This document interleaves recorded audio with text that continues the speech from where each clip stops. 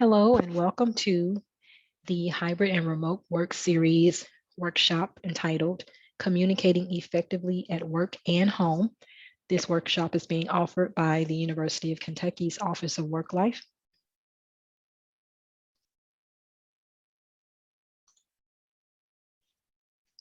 When you think about communications, there may be a lot of things that come to mind for you. You may even compartmentalize communications. You may think about communications, what do I do at home? You may think about communications, what do I do at work? You may not merge the two, or you may. So in this workshop, we're going to talk a little bit about how do you effectively communicate, whether you are at home or at work, and how do you make sure those communication efforts are seamless and effective in both locations. When we think about communications, there's quite a few things that come to mind. Oftentimes we think about verbal communications, nonverbal communications, written, spoken. I personally tend to think about direct, indirect communication or internal, external communication. When you think about internal communication, that could just be you really like thinking yourself, like what kind of thoughts are running through my head based on something that I just read or saw or a nonverbal I saw. You're thinking, you're processing. And then external communication is just what are you doing, the communications with others, basically. So when you think about communicating effectively with others, there's a lot of ways that we do that. We communicate face to face, we communicate in a verbal, nonverbal way, we communicate in written. So we have to think about when we're communicating effectively, what does that look in all of those different areas of communication? So when you think about communications, do you have a plan? Are you, sometimes you may be thinking, we got a communication plan. Check, let's do this. You may be thinking, I love communication. It's like my favorite thing to do.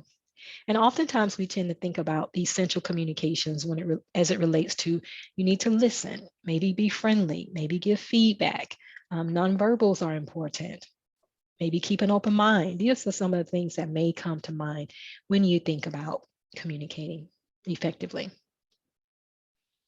So in this TED Talk by Jennifer Britton, she talks about 3 key areas that's needed for effective communication as it relates to virtual, remote, and hybrid. One way to think about this is as you're communicating effectively, what are some key things that really can help not only you, but your organization or your team? And she talks about the importance of keeping people first, as well as the importance of trust and safety, and the importance of making a connection and maintaining connections with people, whether they're working remote schedules, hybrid schedules, or even in-person face-to-face schedules. So think about people first. People first. What does that mean exactly? What does it mean to put people first? That may mean when you're making decisions, you get input from others. You may think about how your decisions are going to impact others. You might communicate as you're making decisions about certain aspect of the work to get feedback. So that's the one way to think about putting people first. Also, trusting and safety. Trust, of course, is built over time. Trust is built one act at a time, oftentimes. So do your remote and hybrid workers feel like they trust you and you trust them to get the work done? Also, connection. So there's a lot of things that look different with connection when it comes to remote and hybrid work. Oftentimes when you're on site and everyone's on site, it's easy to walk around and talk to people and say hello and say good evening and even go for a walk or have lunch together, those kinds of things. But the connection is different when you're working a hybrid or remote schedule. It oftentimes has to be a little bit more intentional. It's not as casual, but that does not mean you cannot use your pop-up options like your quick message options and say a quick hello, how are you doing? And how's your afternoon or something like that. You can still do some of those things. You just have to work it into your day and see that as valuable. So when we think about communications, there's some things to keep in mind when it comes to groups communicating. For example, when you're communicating with a group, how do people know where people are? Like, how do you know what someone's schedule is? Are you using an Outlook calendar for that? If you have meetings or projects or workshops, different things that you're doing, How does your team or your colleagues know about your schedule? Do they need to know? These are just questions to ask yourself. Same thing at home. When you're maintaining good communication at home, people have to know what's going on. So if your schedule, if you're working remotely that day, or you're working from the office or on-site location, your home people that at home with you need to know where you're working. One thing that's really helpful and good to consider for groups is to have a shared Outlook calendar. It could be one calendar that you've identified that this is our department calendar. And on the department calendar, we put things that's kind of overarching departmental projects or planning purposes. That could be a place that you put when somebody's out of the office. You know, that could be a place where you say, okay, whenever people are out, we're going to put a note on this calendar that we all share, and we can go and see, okay, this person's out today, or this person's out this afternoon, or they're out tomorrow. That's just one way to share a calendar. Also, if you don't have one calendar, you can simply share access to your calendar. If you have an Outlook calendar or Google calendar, whatever platform you're using, you can make it where your team can see your calendar. Now, there's different permissions on the calendar. You may choose to just let them have the most basic access where they can just see the title of whatever, say the workshop or meeting, and they don't see the details that's in the body. That's perfectly fine. But at least they can see that you're in this meeting. And so that could be a really good way to communicate effectively with teams and with groups, just by sharing Outlook calendars. One of the things my team and I do is we have at the top of our calendar, because we're all working hybrid schedules or remote schedules, we have at the top of our calendar where we're located on a particular day. So for example, if you're in the office on Monday, Wednesday, and Friday, then there's a little note at the top of your calendar that says in office, or wherever your office location is at the top, just like at the 7 o'clock or the 7:30 mark, for example. That is one way for a person to very quickly see, oh, you're in the office today, or you're not in the office, or you're on site, or you're not on site today. That could be a helpful, easy way to communicate. It's not very difficult at all. And of course, if that changes over time, let's just say you set it as a reoccurring, you can always change it. So that is one tip for sure. Also, think about using Teams and Zoom to communicate. Of course, we've been using email for a while. Calling is sometimes a great thing. And if you're texting with your colleagues, then text people. That works as well. Having a regular team meeting, of course, have an agenda, ask for agenda items in advance. Is really nice to share the agenda a few days in advance, because you have different personalities, and some people will want to look at that agenda and say, what's happening? What's going on in this meeting that's coming up? Should I prepare? Is there anything needed of me? Maybe that's helpful for that, if they are that type of person that wants to plan in advance. And so that's something to keep in mind, asking for agenda items. It also keeps people engaged in your meetings. And it says that I value you, and I want to know what you want to bring to the table, what's important to you to discuss at this meeting. Also, thinking about addressing concerns immediately. It's extremely important to think about whenever there's a concern or conflict with a colleague, have a private conversation with them. And also, whenever possible, have that private conversation face-to-face via a Zoom platform, a Teams platform, or call them and have a conversation that way. Sometimes emails are not the best way to communicate when you have a conflict. You can ask the person, can I just have 10 minutes of your time or 15 minutes of your time? I have a question about something you said. I want to clarify, make sure I'm understanding what you're trying to say. I want to make sure I didn't misunderstand. So it's good to confront privately and try to resolve conflicts or any type of disagreement. Also, of course, when you are feeling a little angry or upset, it's good to pause. Don't email angry, don't call people angry. Just pause, give yourself a moment to process. Sometimes when you go back and read an email the next day, you read it differently. So it's good to kind of pause and think, okay, let's pause a moment. Actively communicate, have regular check-ins, progress reports. Whenever you're talking to someone, make eye contact. Don't be distracted while you're communicating with them. Even if you're on a Zoom call, and let's just say your video is on and you're looking down the whole time, people can see that you're looking down the whole time and it seems like you're doing something else. So be mindful of your eye contact, even on a Zoom or video call. Make sure you're looking at the camera, looking at the people that's on the call with you, and communicating that way. And that also says to them that this is important, this meeting is important, this time is important, your time is valuable, and I'm going to not be distracted and doing other things while I'm communicating with you at this time. Always ask questions when needed to clarify. Also meet people where they are.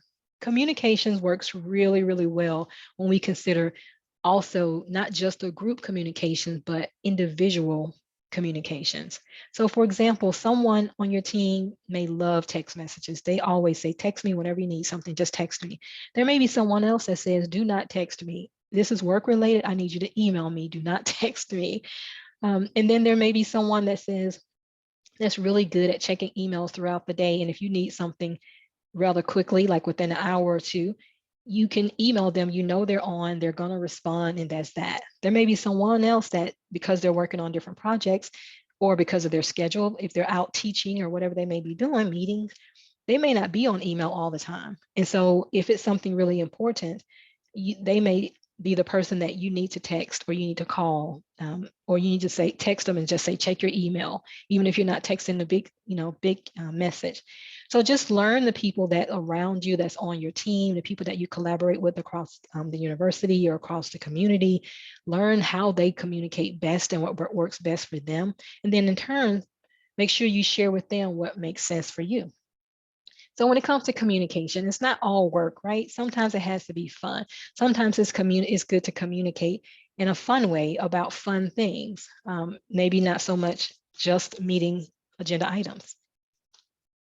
So this is Lafayette High School's marching band. Their band is one of the best bands in the state. They've won lots of awards over the years.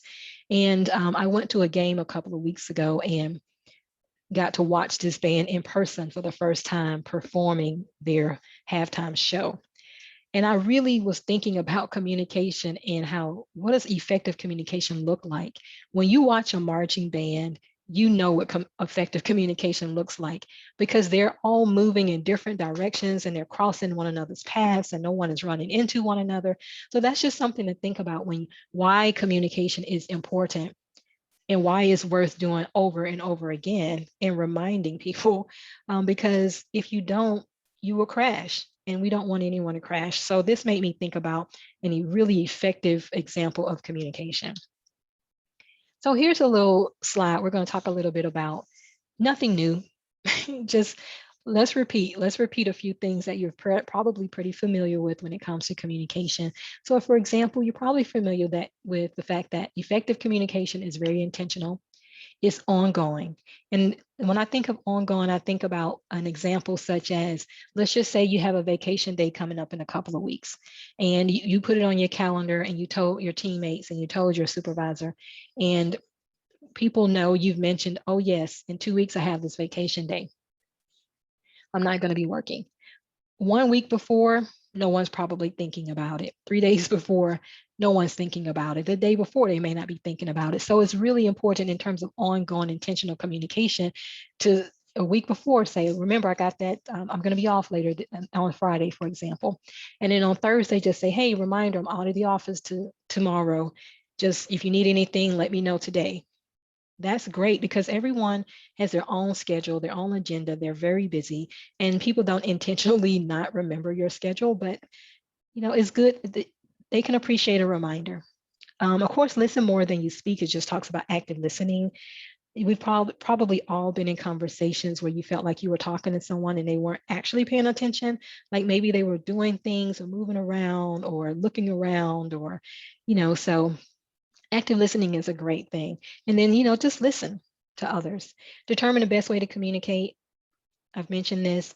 Think about best way for you to communicate, best way for others to communicate, and make sure you continue to remind people this is a great way to get me. If you need me before, for example, if you need me before noon, make sure you call me, because I'm going to be moving around. If you need me afternoon, just send me an email. Something that simple. Be aware of your verbals and nonverbals. Sometimes we don't know that our nonverbals are sending messages to people, or even our verbals. And also, if you are communicating with someone and they do something that you think, why are you doing that? Or what do you mean by that? Let's say they fold their arms. Why are you folding your arms? That may just be a comfortable stand for them and they're not thinking anything about it. But you're looking at them with their folded arms and thinking, oh, they don't want to be here or they don't like what I'm saying. And it may not be that. So it's a really good thing to keep in mind.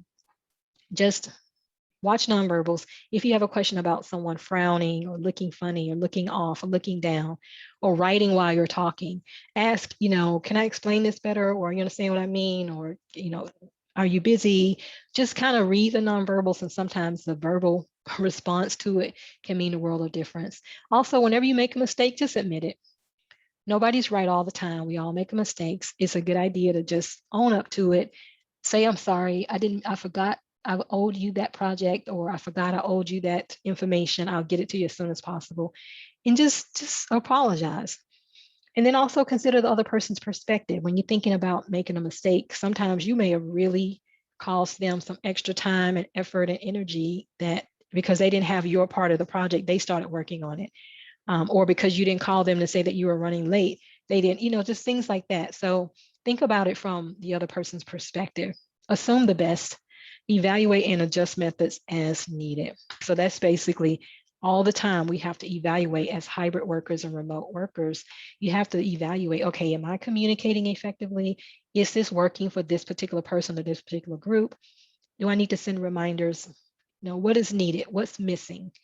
And what's working for you and what's not working for you, so that you can communicate with people. That, is really helpful for me if you could do fill in the blank. So a few extra things to think about when it comes to hybrid and remote work. Make sure everyone knows your location. That's where the Outlook calendar can be really helpful. That's for your people. If you have housemates, people in the home with you, and they don't know okay, today you're working on site, tomorrow you're working from home, just kind of communicate that. Beware of lag time for responses. Set expectations when you will respond and return to calls and emails. That could be just generally telling people, I tend to check emails around this time, or I check them at the beginning and end of the day because I'm teaching and I'm giving presentations and so forth. You can just say that so that people can know that's the expectation. Or if someone sends you a request for something, you can reply and simply say, I'll be happy to take a look at this at the end of the day. I'll get back to you before I leave for work, before I leave for home today, if you're in the office, or before I stop working today. So that's just something to set expectations and responses. Just because you see something and you can't really fully respond at that moment, sometimes it's helpful just to send a quick note saying, I see your message, I can't get to it today, but I'll respond to you or get back to you tomorrow. And make a note on your calendar, or make a note someplace that you are going to get back to them the next day or whenever you say it. Also, in terms of remote and hybrid work, really being mindful of communication, super important to speak up in virtual meetings. Actively participate, have your video on, mute yourself when you don't need to be talking, but speak up, participate, engage. And the more you intentionally do that, the more you can connect with others. And also be creative with your connections. When I look at this picture of the hammocks on campus, UK recently added hammocks at different locations on campus, and anyone can just go and take a breather or take a break in these hammocks. I have a colleague who was very interested in getting a hammock in their office. And I saw this walking on campus one day, and I took a picture and sent it to my entire team and said, check this out, somebody is answering this person's request. And it was just kind of a little chuckle between the team, but it was a lighthearted, fun way to communicate. And it just reminded us that it's important to communicate and not only be communicating about work. Sometimes people just connecting with people outside of work, that's a very simple way to do it. So a few things to keep in mind when it comes to communication tips for home. Make sure your housemates know your schedule. Create a group calendar at home. Maybe you can do a hard copy calendar or electronic calendar. Set reminders for yourself and your family or your homemates. Also, apply the right amount of balance when it comes to home. Figure out what makes sense for your day in your home, in your life, and try to figure out what you can do to manage things and make adjustment as needed. And when you're home, If you have people at home with you or friends that you're spending time with, make sure you try to be present when you're home. Try not to bring work home if at all possible. If you're working 100% remotely, it's okay to turn off the computer or the laptop, turn it all the way off at the end of your work time. Don't have it still on where it potentially could be chiming and reminders could be popping up and you could say, oh, I can answer that really quickly. Maybe you can answer and reply really quickly to a person, but you're now messing up the balance of now I need to be off work. So really consider not doing work after work time. Try your best. And then also set that expectation for people that you're working with, that if you send me something at 8 o'clock at night, and that's not my normal work time, maybe they're working and that makes sense for them and they're working some sort of a flexible schedule, that's fine. But make sure they know that, okay, I'll respond to that the next day. So openly share what you need and what you don't need at home, as well as work. Share if you're stressed and tired, overwhelmed. If you're at home and you're really tired and stressed about something going on at work, even if you're working remotely 100% of the time, you have to be able to transition. And the people, if there's people around you or friends, they tend to pick up on that something's going on. And just if you don't say it, just because you don't say it doesn't mean you don't notice it. So that's something to think about. Touch base often to see how things are going, and then of course create solutions together. So here's a few questions to ponder as you are thinking about, how do I effectively communicate at work and at home? Like, what's working for me? What's not working for me? What do I need to adjust? Here's a few questions to consider. What are your hybrid and remote work communication challenges? What are your challenges? Are your challenges primarily at home or at work? Something to think about. What do you need to work on in your communication? Do you need to work on, for example, not interrupting people, responding within a day? Like, what do you need to work on? Also, where are your areas of communication concerns? Are they verbal, nonverbal, written, face-to-face, online?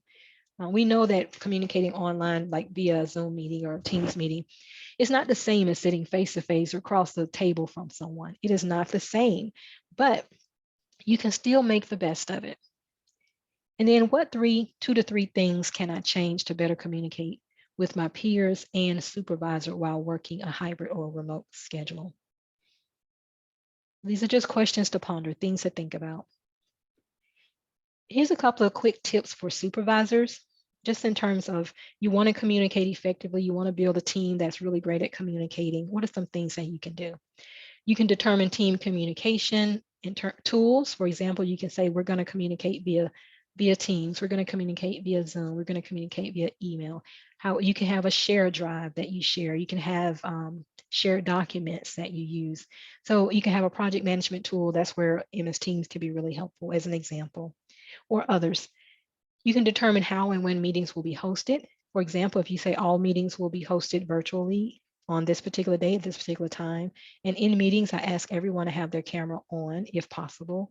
And if a person absolutely needs to have their camera off, maybe you have them send you a note in private saying, I need to have it off for this reason. I don't feel the best, but I'm on here, something like that. Now, obviously, if you are really sick, you need to be taking some time off, some temporary disability, TDL leave, like sick leave. But if it's one of those things where I just have a headache, but I'm mostly okay and I'm here, but I don't want to be grimacing the whole time on this camera, you can maybe just send a note saying, I'm just going to have my camera off, but I'm listening. Or you can even tell your entire team, I'm going to have my camera off. I'm not feeling the best. I got a really bad headache, but I'm here. So that's just something to think about. And then the supervisors have a process for changing work schedules and locations outside of a routine. Be flexible when possible with projects and schedules. When possible, be flexible. That's a good motto, good thing to keep in mind. Regularly check on the mental health and well-being of your employees. So just because a person hasn't spoken up and said they're tired, they're worn out, they're feeling burned out, ask very intentional questions to each one of the people that you supervise, and just ask, how are you doing? Sometimes how are you doing in and of itself is not a good enough question.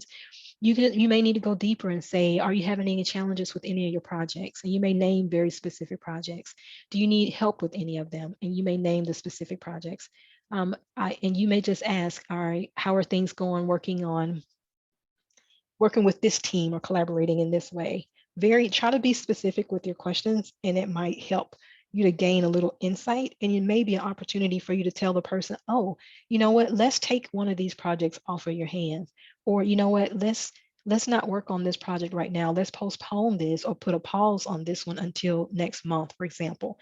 And maybe the person is just running themselves thin trying to do all of these things, and they don't realize, oh, actually we can just pause this one, because they haven't talked to you about how much they're stressed out, and maybe even things outside of work. And you may not have had the opportunity as a supervisor to say, oh, don't worry about that. Let's just postpone that. So definitely asking direct questions can be helpful. Also, discuss your progress and other work-related concerns or issues in a timely manner. Tell people, come to me if you have a concern, or if you sense there is a concern, maybe ask direct questions, and maybe do that one-on-one. Sometimes people don't want to talk, employees don't want to talk in a group setting. You say, is everything okay? And everyone's like, I'm good, or I'm tired. And they give kind of basic answers. But in a one-on-one, then you can say, well, how are things? And sometimes they may feel more comfortable in that setting to share the concerns they have. So also look for ways to reward employees and acknowledge accomplishments. Super great thing to do. Even if that means just a simple kudos in the beginning of a meeting, saying, special thanks to this person for doing this project, or they did this presentation, it was amazing.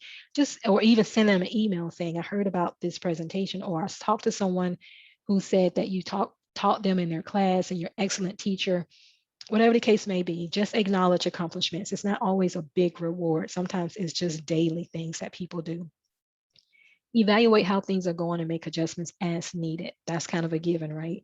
Always kind of be on the lookout for, how is this going? And how do we need to make some adjustments? And be okay with making adjustments. And let your team know that it's okay. We will make adjustments as we go if we need to. If something's not working for you, please let me know so that we can reassess. So sometimes you have to say that a few times in one-on-one meetings as well as group meetings. Also, always monitor projects and bandwidth for improvements in communication. One thing to think about with that is adjusting someone's workload or the timelines for things that are due. Set realistic plans and goals and encourage them to do the same for themselves. Use technology and resources. Use humor, have some fun. And then, of course, work with employees on possible communication solutions. As we start to wrap up, I want to kind of touch on these 4 agreements. There's this book by Don Miguel Ruiz, who talks about the 4 agreements that we kind of make. We can make with ourselves, basically, and it can help you with your communication. So one is, be impeccable with your word. Be impeccable with your word. Think about that. When it comes to communication and trust, if you are impeccable with your word and you do what you say you're going to do when you say you're going to do it, and if for some reason you need to change something, then you reach out and say, I know I said I would get this to you by Thursday, but if it's okay, can I get it to you by Monday? That's okay too. Just don't not do it. Also, don't take anything personally. This reminds us that sometimes things happen and it's not really about us. Sometimes a person seems a little grumpy and you think, oh, they're just ignoring me, or they're not being very friendly.